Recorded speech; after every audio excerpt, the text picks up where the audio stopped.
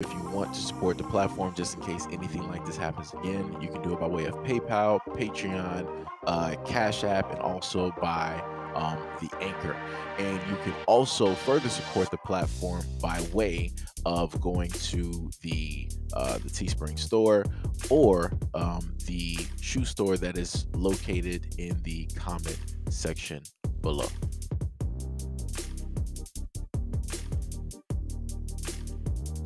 We didn't even do nothing, so we recording you right now. That you know that's harassment, right? No, it's not. Yes, it is. Absolutely. It's harassment. You're a grown man. We're minors, though. Actually, I'm we the minors. board director here. We're minors. So, I don't We're care. minors. Officer, So how you like it in your face? 3 Section 8 How you people like here. it in your face? Ghetto girls. How you like it in your face? Hey, look at this. No, you're grown. Like this is a grown man, right? Yep. You're Here grown. you go, right here. You're grown, so I'm recording you too. Look at this, right here. Yeah. A California principal is reportedly on leave after being caught on video during a confrontation with 3 black teenage girls. Fred Venendahl, vice principal of Sunnyside High School in Fresno, California, is seen on video talking on a cell phone to what appears to be police. Venendahl then states that 3 Section 8 people are here, ghetto girls. Section 8 refers to a federal program that provides rental assistance to low-income families and the elderly and disabled individuals. Young black teens, Kyra Scrub, age 17, Brianna Lewis, age 17, and a friend. They say that they were just walking through the gated community to cut their walk in half. Some stated that in order for them to have walked through the gated community, they would have to know somebody who lives there. She says that her daughter and her friends take this shortcut to avoid walking the whole way around to the store. They say that the shortcut usually saves them around 10 minutes, but this time they took even longer when they spotted the man recording them. What hurts, they say, are the words he used. Quote, "It was unnecessary. You didn't have to do that at all. You didn't have to racially profile for no reason. I feel so bad because, like as a black woman, I should be able to walk and just walk peacefully without, being racist for no reason." The district also provided a statement to the news in which it confirms that the vice principal is now on paid administrative leave. Quote, "We are aware of a video circulating online and the district started an investigation into the matter earlier Monday. The label used in the video does not align with the high standards we have for our Fresno Unified leaders and staff.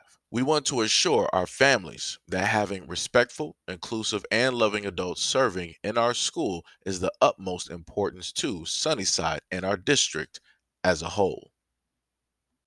All right, I just want to get this out my system real quick. I need somebody to show this to the divestors, to the ones out there that specifically loathe, dislike, black men that wish for the non-existence of black men. They need to specifically see this because this is somebody of that preference and of that range that some of them would like to go for. At no point in time were the young black teens in the wrong at all, and there were 3 of them, which means the third one that was unlisted is more than likely the one that allowed them access to the gated community. Now, that's just my assumption, right? Because they listed 3. He stated 3. 2 were only listed in the story.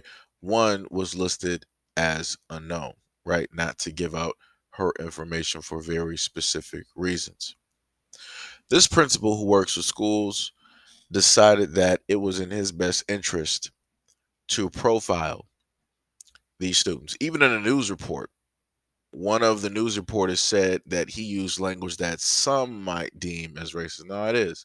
It's racist because nobody else is referred to as, Section 8 or, in a sense, the poster child or children when it comes to Section 8, because the media has done a very good job at fooling America at who it is that primarily is on Section 8, who has the highest numbers as well. They've done a very good job. Like I told you guys before, it was at one point in time I think it should have been the early 2000s or mid. And Time Magazine had a magazine where they had, they had a cover where they had the face of Section 8. And it was a normal Caucasian woman that was in a very nice home, large kitchen, nice house. And they were telling you exactly who it was and who it is affecting, right? And then I guess they received some type of backlash during that time and they quietly removed that cover. So, like I said, they know exactly what it is. They don't want to specifically be too honest about it because it'll shift the narrative. It'll prove them out to be liars, fabricators, right? But again, as the young woman stated, there was no reason for them to be questioned by the principal. This ain't school hours. This ain't school time. What is you doing? This is none of your business. If they're not out here causing a ruckus, arguing with people or anything like that, they're just making their way directly to the store, making my way downtown, walking fast. That's all they were doing, minding their business. You decided to come from wherever you decided to come from, and you wanted to start recording them. Now, to me, I'm just going to sit up there and state that if a man as old as this comes out of the blue and decides that he wants to start recording, that's looking real suspicious. It's looking real odd. We need to know exactly who you are and where you live, because that's not a normal protocol. That is not normal behavior. We don't know where you're going to put any of that stuff. We don't know what type of hard drives you're keeping any of that information directly on. And again, it is pretty suspicious that you, as somebody who works with minors, decides to come out of the blue and start recording minors. Again, it's weird. And I also commend them for keeping their composure.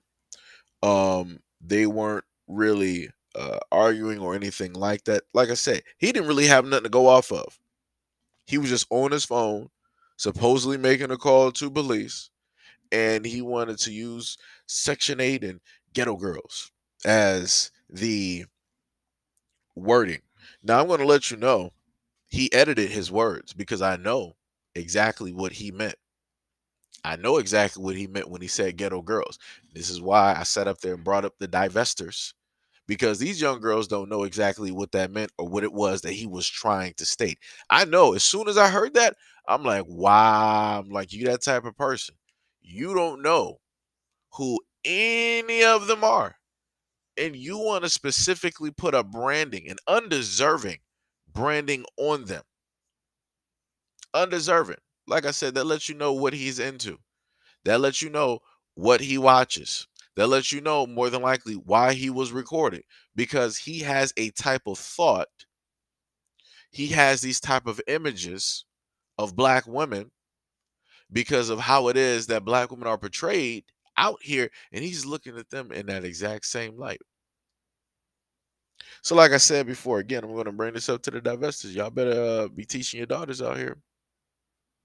If you wanna teach your daughters to, loathe and dislike and all this other type of stuff of black men, then you better make sure that they understand that a lot of these dudes out here only have a certain image of black women in their minds, which means that they're going to see you and they're going to also see your daughters in the exact same light as those images that are clear cut online for anybody else to see. And it amazes me how a lot of people didn't catch what it is that he stated and how it is that he swapped those words in order to make that statement. Because remember, he's calling the police. And what is the primary ethnicity of the police? So this is a man talking to one of his own men of his own community and relaying this information specifically to them. Ooh, this is a bigger, way bigger problem than what people actually think that it is. But a lot of people ain't ready for that conversation yet.